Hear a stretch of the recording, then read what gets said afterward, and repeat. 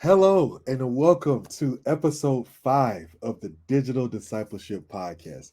Man, look, I am really tripping because we're at episode 5 already.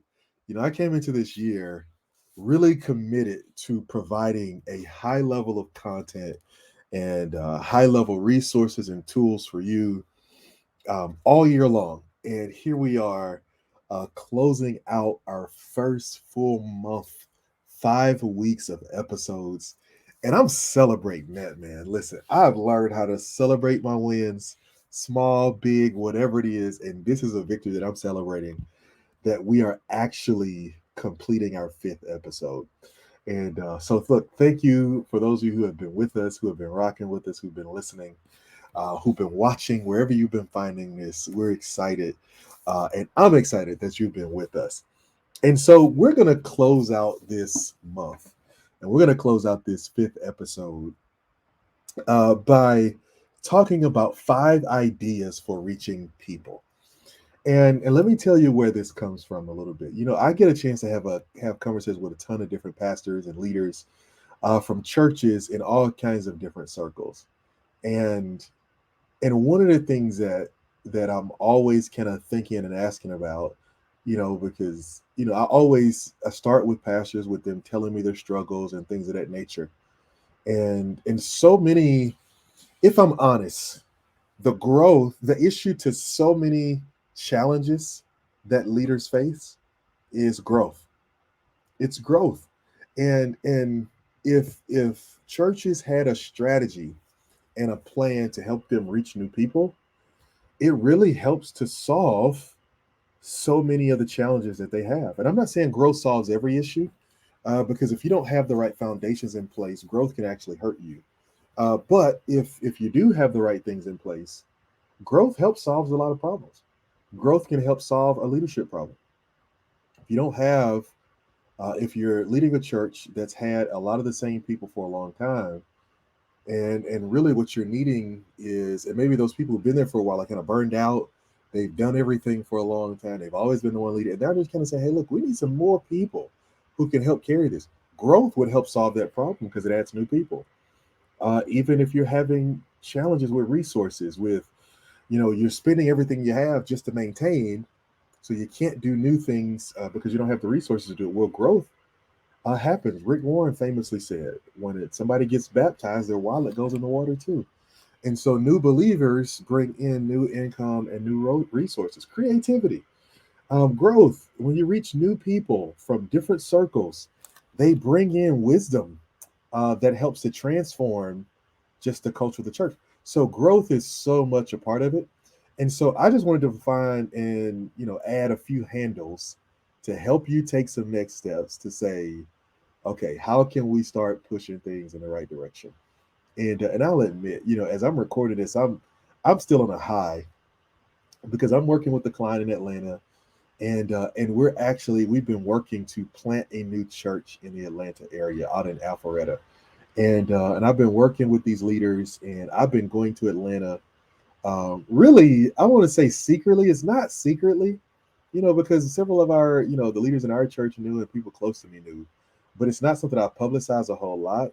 But like for the last 6 months, man, I've been driving to Atlanta either every other week or once a month or whatever it is, and just training more than 100 or so leaders. And I've been training these new people. Some of them are coming in literally just, I just found Jesus, I'm here. Some are traveling in from all across the country, all of that. And last night, we actually just hosted what we call a friends and family service. So as a part of our launch strategy, is that we held preview services and pop-ups from the summer on up. We did that 3 times, and then last night we held a friends and family service, which was the people who signed up to serve with us. We gave them the invites and said, hey, look, you can invite friends and family to come and be a part of this. And so they invited people. So anybody who was in the room was either a part of our team or invited by our team. And man, when I tell you, it was so special.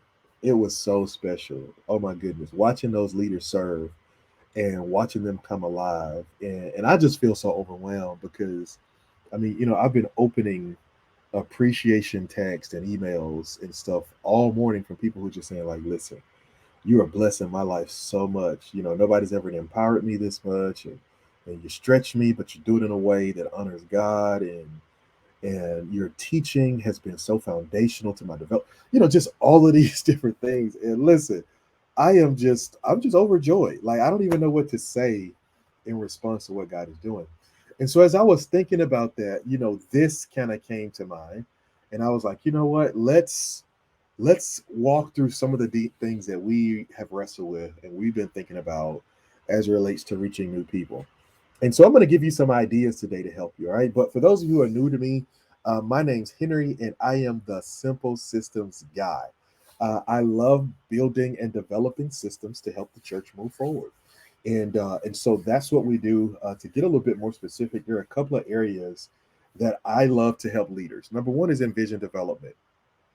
Typically, if I spend 30 minutes to an hour just asking questions and praying and allowing the leader to pour out their heart, I can come out and kind of formulate into words and into strategy what that vision looks like. And so I love doing that, something that's exciting to me. Also, systems design and implementation. As a part of our company blueprint, we have 10 systems that we believe operate in healthy churches and in growing churches.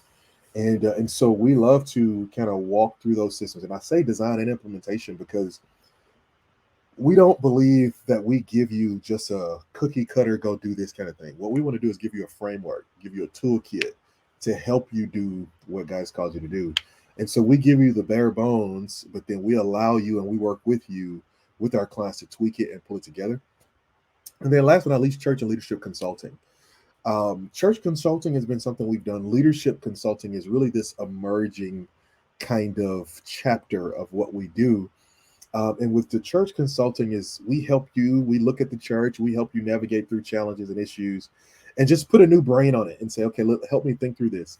And then with the leadership consulting, really what we've been moving into here lately is we've really had an opportunity to come alongside leaders, identify the gaps on their teams, and then help build a strategy to actually develop leaders. I was speaking with one of our clients today. One of the things we're going to do is we're getting ready to roll out each of our systems as individual products by the end of the summer. And as we roll out each of our systems, a part of that is we're going to be providing resources for leadership development. So even now, as I develop the leaders in our church, I'm getting ready to add to our membership area for those who are part of our what we call the Simple System Society, which is our monthly coaching group. They're going to be able to go in there and pull those resources, pull the PowerPoint slides, pull the book summaries that we've downloaded or created, and have a library of things to share with their teams. And it's because I realize I can give you all the systems in the world. If you don't have a team to execute it, it doesn't help you much. You need the right people, and so that's a little bit about what we do. All right. So let's jump into what we're going to be on and what we're going to be talking about today. All right. So we're going to be talking about 5 ideas to reach new people, but there's something we need to address before we get there. So I'm going to ask you a question that I know is going to cause a little bit of controversy in your mind and maybe even in your heart, but I need us to wrestle with it anyway. All right. And here's a question I want to fight with for a moment. Do you want to be the leader of a growing church? All right. I want to sit on that. Do you want to be the leader of a growing church? Now, I didn't ask if you were called to do it. I didn't ask if you are doing it. I just asked, do you want to be the leader of a growing church? And I want you to wrestle with that for a minute because I'm learning more and more that that is a question that we are afraid to talk about. Because sometimes we feel like if we say yes, then we're operating in vanity. And then if we say no, maybe that's us being humble and showing humility, or maybe that's us having low self-esteem, or maybe that's us speaking to the reality of where we are. I don't know. But I want you to answer that question, right? And so just so we can take all the ambiguity out of this, do you want to be the leader of a numerically growing church? That's the question I want to ask. If you're on a leadership team or you're part of a ministry team, do you want to be a leader of a numerically growing church? Do you want to be or don't you want to be? All right. And because there are three things that I want to talk about today before we go into these ideas that I think will go a long way. And here's what I'm saying is if we don't cover these three things, the five ideas that I'm going to give you, they won't help you at all. So we've got to deal with these three things. All right. I want to deal with the biggest one first. Number one is your mindset. Your mindset as a leader will go a long way in determining how far and how fast your organization can go. It is your mindset. And so when you see that question, do you want to be the leader of a growing church? What happened in your mind? Did you go up to a place in your mind where you're like, well, it's not up to me, whether or not our church grows, or I can't control that, or what does growth really means, because you can growth and swelling look the same for a season. One is healthy, and all of that is true. But what is your mindset about growth? And here's why I'm asking. I'm not going to tell you what mindset to have. That's not why I'm here. I'm here to help you figure out what your mindset is, because whatever your mindset is going to permeate throughout your church. And so if your mindset is growth is up to God, then that's the attitude that your church is going to have. And so they're not going to see a need to invite people to church. They're not going to see a need to do events and do outreaches that are externally focused, because God is going to send who he wants to send anyway. Right? And if that's the mindset you want to carry, go for it. Now, I'm going to tell you I disagree with that mindset. And the reason that I disagree with that mindset is that if you're saying that the ultimate outcome is up to God, I agree with you. If you're saying that because the outcome is up to God, that we have a choice to limit our inputs, that's where I disagree. I believe that yes, the ultimate outcomes will always be up to God. But I also believe that we should always be doing what he has called us to do. We should always be going ye therefore. We should always be teaching all nations, right? Not teaching my little small group, but finding ways to teach people beyond the church about the good news. We should always be thinking about how we can make more disciples. Because really, the journey that we're called to be on is to depopulate hell and to populate heaven. And we cannot approach that mission thinking that God is going to do it and we're just here to catch whatever fish jump into the boat. No, no, no, no, no, no, no. And so here's what I'm asking you to wrestle with. What's your mindset when it comes to growth? Now, here's another thing I'll say. I have, even with the church that I lead, I set a very clear example and a very clear standard that we are not going to be judging growth just by these vanity metrics. All right. And if you've listened to our previous episodes and you're learning my heart and you know me well enough to know that I'm not out here chasing numbers, right? That growth is not just how many people showed up on Sunday. We're excited about that. That's not even how I define growth, right? I don't even define growth by that. I rarely look at the numbers for Sunday attendance. I'm aware of them because I need to be. I'm aware of what our budget is because I need to be. I'm aware of all those things. But if you watch episode 4, then you know that I'm focusing on lead goals, not lag goals. I'm not, instead of focusing on how many people show up on Sunday, I'm focusing on how many people we invite.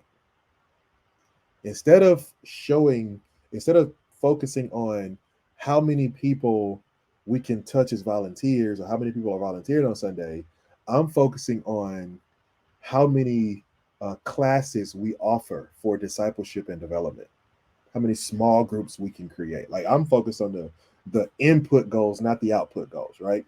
But here's the thing: as a leader, your mindset is going to go a long way in determining the output and the viewpoint of your church. If you have a mindset that says I can't grow, you're right, and you won't, because that's your mindset.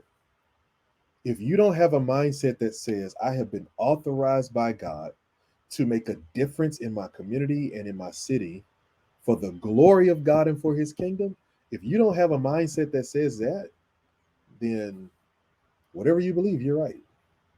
Whether you believe you can or you believe you can't, you're right. So your mindset is the first factor that's really going to go a long way in determining who you become as a church, who you become as an organization. Number 2 is your metron. And the metron is a Greek word for measure, for amount.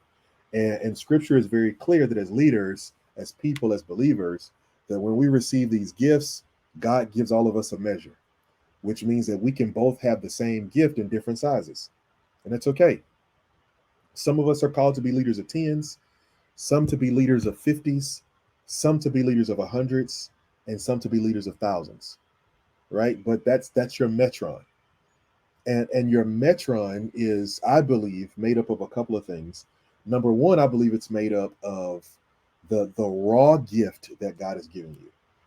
Just the raw gift that God has given you, right? When I was, as long as I can remember, I've been fast. I've always been fast, right? And well, probably not now, but I was always fast. I discovered in elementary school that I was always one of the fastest kids in my class. I could run track, I could play football. I was always fast. And when I was younger and I played little league football, being fast was enough. Because you know what? If you faster than everybody else, all you gotta do is just find open space and just run, make them chase you, right? Well, then I went to high school. And in high school, being fast is still great, but you've got to have some more skills. So I discovered I needed to have vision. I needed to be able to see where I needed to go before I went there. I needed to have ball skills, just the ability to hold on to the football. I needed to have those things, agility, in order to be able to make a difference. And then when I went to college, like everybody was fast. Like when I got to Grambling, like I thought I was fast. I'm like, man, I'm blazing. In truth, I was like a 4.4 guy. Oh, when I get to college, it's like, bro, like almost everybody is 4.4, 4.5. Like everybody's fast. So being fast isn't enough. And so to what I'm saying is that I believe that your metron includes the raw talent that God has given you, but then also the effort that you put into getting better and growing as a leader. Like those two things matter because you have a measure of control over how your gift develops. You have a measure of control. If you continue to read as a leader, if you continue to study, if you continue to listen to other leaders, if you continue to listen to other preachers, if you continue to study other leadership styles, you will grow. And that doesn't mean you become a carbon copy of what everybody else is doing, because I don't feel like that at all. I feel like I am a pot of gumbo where I have chewed the fish and spit out the bones of a lot of different resources and use the wisdom of God to hold on to what matters. And so, as a leader, if you're still taking on the responsibility of investing in yourself, then I think that's a part of your metron. I really do. I think that's a part of your metron. I think sometimes leading 100 people, the difference between leading 100 people and leading 1,000 people is wisdom. It's literally finding the tools and the strategy you need to do it well, right? That's why we do systems. Is because systems help us see how we can help people scale what God has called them to do. Like with a good system, the same thing you do for 100 people, we can set it up to do for 1,000 people without it burning you out. Here's the beauty of a good system. This is the best quote I heard in all of 2021. The best quote I heard all of 2021 was, systems carry the weight of growth so you don't have to. The reason so many organizations don't grow is because in order to grow, it would stress out the people who can't take anymore. And so many leaders don't even realize this, that they have staff people, volunteers, people on their team who are lamenting growth because they're afraid of what it means for them. And whether you agree with it or not, it's reality. And so what systems do is they help carry the weight so that the people don't have to carry all of it. Right. And so my point is, the second part of what makes a difference in whether or not you can grow is your metron. Third is your market. Is your market. Where you are matters. And so I pastored in a small town. And when we got to 150 people showing up every Sunday, we were the largest church in the city. And you know what? We were satisfied with that. We were happy with that. We had one service where the whole building, our little small building was packed. And we felt like, man, we're doing the work God called us to do. And we were happy with that. And eventually we grew to where we're doing 3 services. And at 400 people, we were our city's version of a mega church. And we were happy with that. you know? And so all I'm saying is where you are matters. Where you are matters. But also, and this connects to mindset a little bit, how you see where you are matters. How you see where you are matters. Like you've got to fight against the urge to believe that the people where you are just don't want God. Like you got like every pastor in the world could say that. Like even in the South, in the Bible Belt, we could say that. We could say that because there are a ton of people who ain't thinking about church. They are not. They ain't thinking about it. They don't want it. They don't care about it. None of that stuff. Right? You have got to have a mindset that says Jesus wants to reach the people where you are. And wherever they are, whoever they are, doesn't matter how many of them it is, be faithful where you are. So, three things that I believe affect your opportunity for growth as a leader. Number one is your mindset. Do you believe growth is only up to God, or do you believe you have a part to play? Number two is your metron. What gifts and talents have God given you, and how are you working to invest in them and to increase those gifts and talents? And then number three, your market. Where are you? Have you, I know you can exegete the text, but have you exegeted your market to see and to know those that labor among you, to know the people around you, to know the people in your city? Have you gotten to know them? As you start to wrestle with those three things, now we can start to jump into what you really want to talk about, which are the 5 ideas for reaching new people. And I had to give you this first because if you don't wrestle with this, what I'm about to give you, it ain't gonna work because you're gonna have a team, or you're gonna have people, or you're gonna be fighting against yourself. And it's gonna be pushing back, and you're gonna be wondering why it's not working. All right. So let me give you the 5 ideas. Idea number one. All right. You want to reach people. I'm trying to be insanely practical here. Right. So I'm not going to spiritualize this. I'm not going to give you that. I'm giving you the honor of believing and assuming that you need to pray, you need to hear from the Lord, you need to have a clear vision of who God has called you to be. I'm giving you practical ideas. All right. Idea number one, invite cards. It's about equipping people to reach people. Church growth. One of the things that I remember when I was a little kid, I started reading the Bible. Right. I would just be sitting there thumbing through the Bible. And one of the things that I remember that was so unique is I remember coming across these passages in Genesis where it was lineages, right? And it was just all these people who begat this person, who begat this person. I was reading King James, who begat. And what I discovered is God made humans once, and then after that, any other human that was made was a result of two other humans getting together. God made Adam and Eve, right? God made Adam and Eve. After he makes them, humanity is now responsible for reproduction. I believe the same is true for church growth, is that sheep begat sheep. And so one of the most powerful things that we can do as leaders is to equip our people to go out and invite and to bring more people. But one of the most powerful things we can do is to equip our people to go out and to invite more people. And one of the simple ways you do that is with an invite card. So right there on the screen, if you're watching a video of this, you can see that. And it's literally a business card invite. On one side, it says you're invited, has your church name and logo, has your service times. On the other side, it may give a few more details. You'll give the address and the website and your locations and all that kind of stuff like that. You'll give all that stuff. And that's the invite card. Simple, right? And you can do it a bunch of different ways. You can make it a square, you can make it a circle, all of that. Last year in 2021, when our church grew and we added some people, of the people we added last year, the most of them we added was when we did a series where we put together an invite card and had people pass it out and invited them. Like that's the most growth we saw. And so it's about giving people the resource. You got to give people tools to do it. And this invite card, I'll give you another stellar idea. This invite card can be digital. You can create social media posts, write captions, send them to your people, text them out to them, email them, whatever it is, and let them go share it on their pages and say, hey, look, would you come be my special guest today? Invite cards, super simple, but effective way to add more people and to invite new people to church. All right. Number two is social media. Social media, it's about sharing stories that matter to people. So one of the things that we've just completed, and we're about to complete, by the time you see this, we will have completed this. But one of the things we're about to complete is our church did a 21-day fast. And our theme for the year is borderless. And so borderless and borderless faith. And so we did what we call a borderless fast, is what we call it. So we did 21 days of fasting and prayer. And we put together workbooks for this. We put together an adult workbook, a youth workbook, and a children's workbook. And we just walked kids, and their and families through this 21-day kind of process.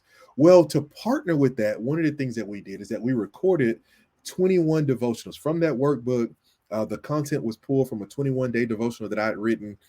And so what we did is that we brought in 21 people from our church. I was one of them, plus some others, and we had them record a devotional of the day. And so they literally took the scripture and the write up that I gave them in the devotional, and they just gave insight and inspiration to other people based on what they read and what the Lord was speaking to them. And man, it was so powerful. And the reason it's been so powerful, it's because we've gotten to hear the stories of the people in our congregation, is that we're letting them share their stories. We've highlighted them. I didn't want to do 21 days of people watching me talk to them every day. They hear me talk all the time.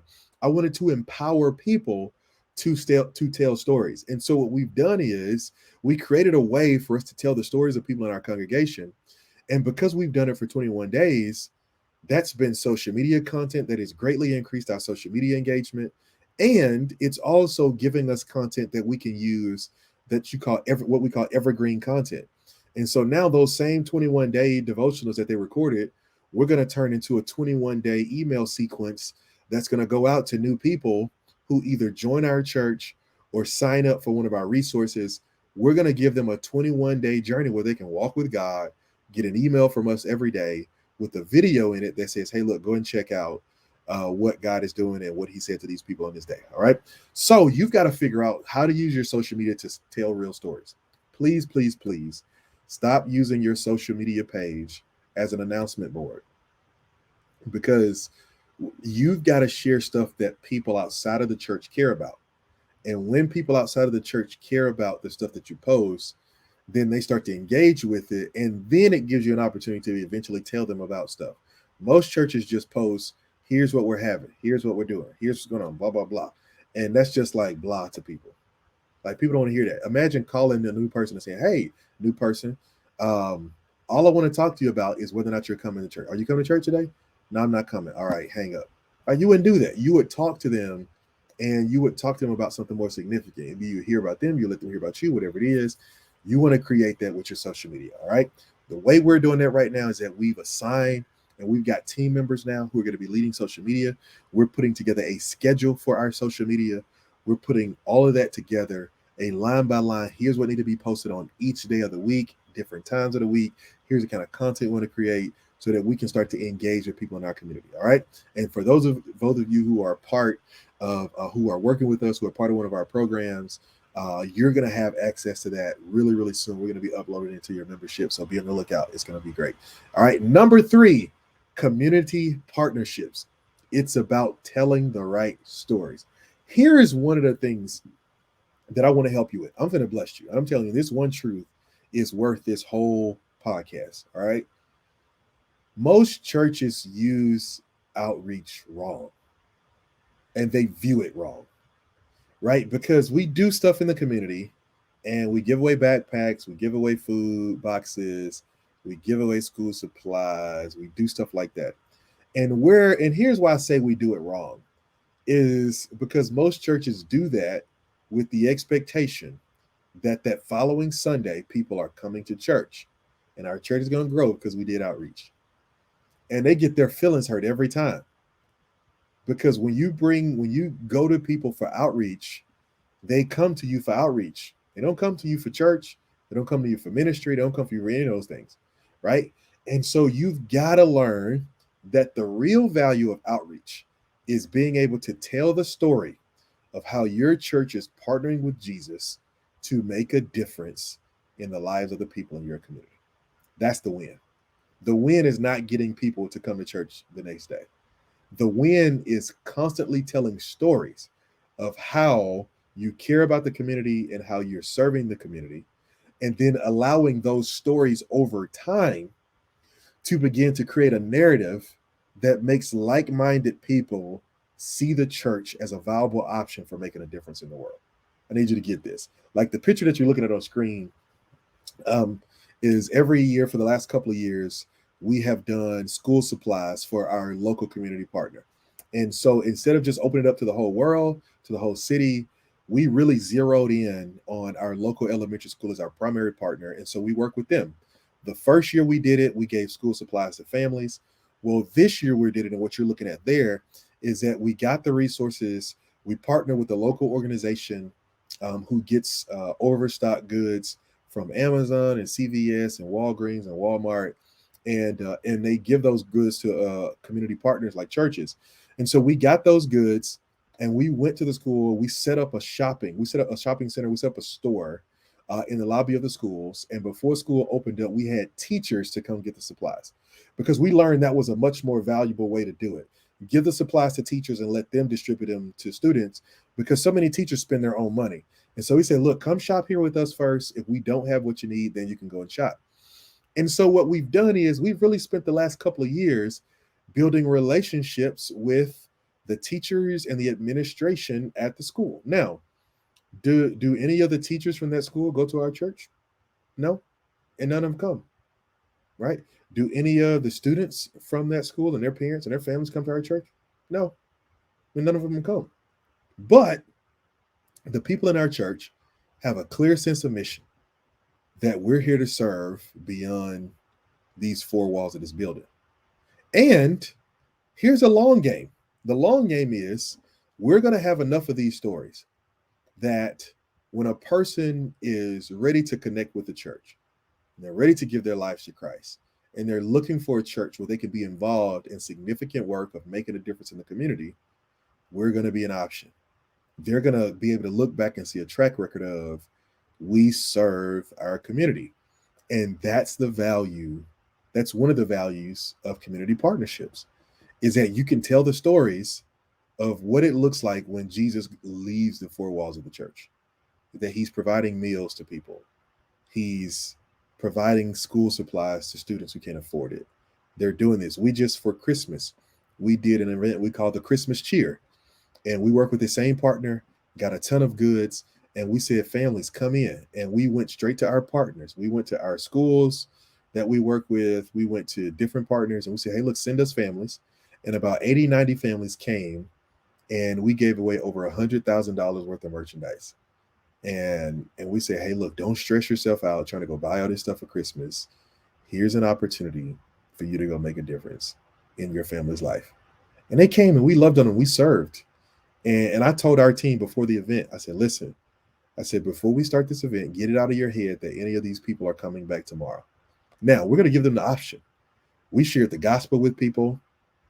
We saw more than a dozen people give their lives to Jesus. And we did invite them to church and all that kind of stuff like that. But I said, look, don't set in your heart that these people are coming back. Like, just don't do it.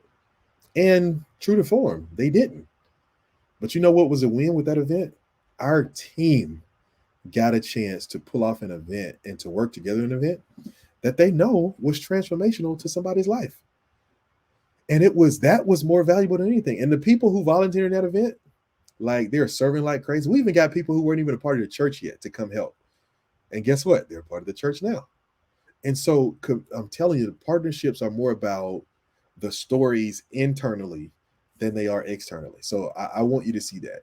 When you do an outreach event, don't do it so more people can come to your church, right? The only time I've seen that work is when you do an Easter egg helicopter drop, right? Like your Elevation Church or something, and you drop, all these Easter eggs with money and candy and gifts and prizes in it, and you attract, so many people. Like, if you can do an outreach event that'll bring 1,000 people, you'll probably get some of those people to come back. Like, you can get some of those people to come back. But the scale at which you have to do it is astronomical, that the average church just can't get over that tipping point. And so see community partnerships as a long game, not a short game. All right. Number 4, people-driven events. people-driven events. It's about opening comfortable doors, right? I just alluded to this. We did this. This is a screenshot from our Christmas event and a team that was helping us pull that off. And what we did is that we set up our entire sanctuary full of stuff. And you can see it a little bit there. It's stuff everywhere. Oh my goodness. It was ridiculous. It was stuff all over the place. And when we did that, then we said, now let's invite people in to come and just grab this stuff. And we'll tell them, hey, look, we've got stuff where you can come shop and you can go back. Right. And so that event was driven by people. And I mention this because most churches do church-driven events. And they do events that are great for church people, but they're not necessarily appealing to people outside the church. Like they're just not. And so what you got to think about is if we're going to do an event, like why would people who are outside of the church want to be a part of this? And so that's what we did. We did a people-driven event and we brought them in and we've got a plan, a part of our strategy guide. Some of you may have already gone in and purchased our strategy guide for 2022, but we give you this template, this blueprint, where you literally lay out who you want to reach this year, the processes you're going to use to reach them, the projects and events that you're going to do to reach them, and what you're going to preach to reach them. Like we lay all of that out for you.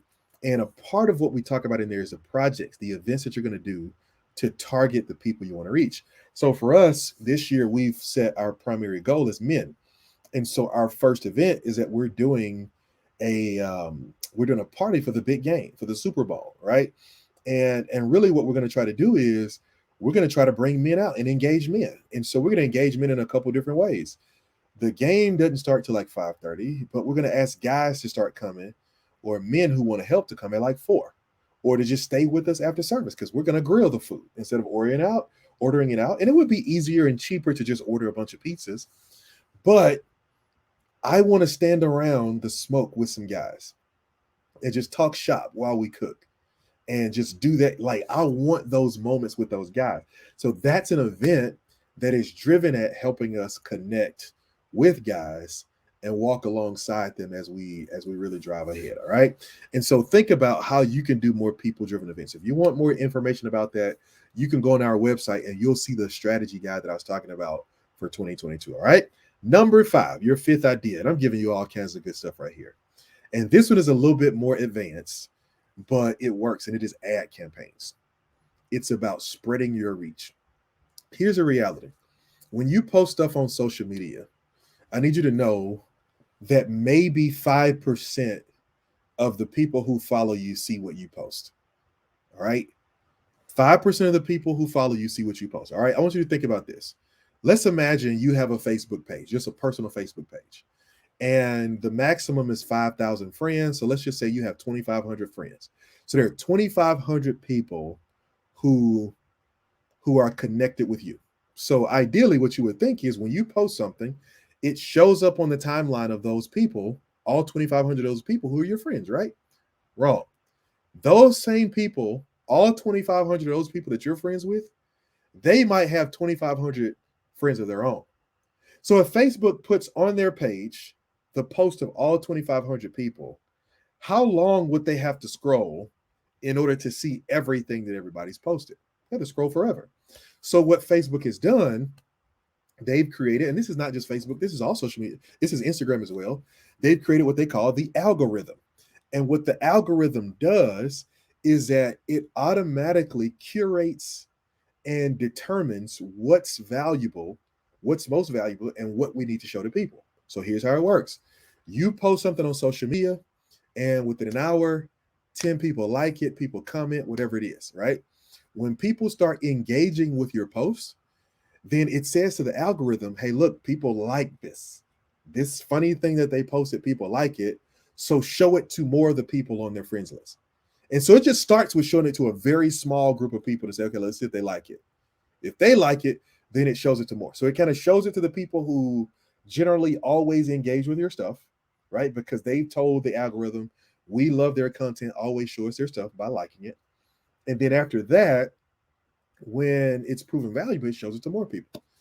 And so what ends up happening is most of the people on your timeline never see the stuff you post, which is why even when it comes to social media, you got to post things so often Like right now in our business, we're moving into a strategy where we're posting at least 4 times a day. And I know that sounds like so much to me, but that's why we have a team now who's kind of doing that. Because if I had to do it, it would not get done. But that's what you need because people don't see your stuff because new content is being created at such a high clip that even if it popped up on their timeline, it gets pushed down really quickly. So what ad campaigns does, it gives you a way to jump over the algorithm. And so with ad campaigns, you can create a post, you can create a video, you can create an announcement and tell Facebook, hey, I want you to show it to everybody who lives within a 1 mile radius of the church or within a 5 mile radius of the church. I want you to show it to everybody who likes our Facebook page and their friends, right?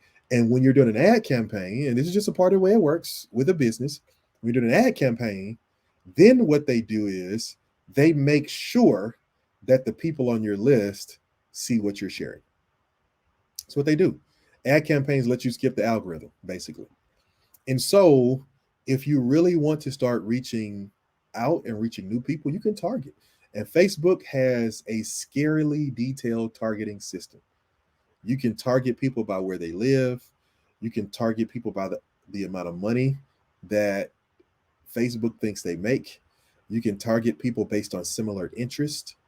If you're a church and you know that there's a popular preacher who's similar to the style of your church, so let's say Bishop T.D. Jakes, right? He's like the preacher of preachers. A lot of people like him. He's a very big figure. And your church has a similar flow. You can say, hey, look, show this invite to everybody in my city, in our city, who likes the TD Jakes Facebook page. And Facebook will show it to them. Say, and you can put a big ad that says, looking for a local church at such and such church, at Digital Discipleship Church. We believe in introducing people to Jesus, training them to walk with Jesus, and releasing people to go work with Jesus, right? And you can put that out there and show it to people who might be interested and get some traction that way. All right. So that's 5 simple ideas for reaching new people. And so now, as always, if you need some help with this and you want to take some next steps with what you feel like God's calling you to do and executing your vision, hey, look, reach out to me. You've got a couple of options. You can either you can email me at henry@simplesystems.cc and our team will reach out to you and we'll help you connect and set up a discovery call. Or you can just click the link in the description, set up your discovery call, and we would love to connect with you, have a conversation, and see if we're a fit. Because I'll tell you now, we are not a fit for everybody.